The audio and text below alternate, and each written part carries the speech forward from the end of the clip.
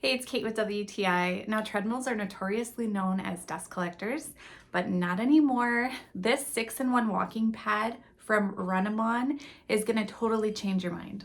What I love about this walking pad is just how versatile it is. So first of all, you can use it just as a normal walking pad at ground level. It also has arms that pop up, so that gives you extra stability.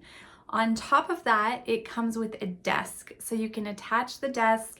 It has a cup holder. It has a spot for your laptop or your phone. You can even work, be on a meeting, watch a movie, whatever makes the time go by. It comes with a remote which magnetizes to the side, and this helps you to adjust everything. You can also do it from the control panel at the top. You also have the visual that's down on the walking pad itself, and it has lights on the track. Now these are special because they don't just light up, they adjust based on your speed. As your speed goes up, the lights change colors. This treadmill goes fast, so you can do it a very slow walking pace all the way up to 7.5 miles per hour. So that is a really great run. You can get your full range of exercise on this.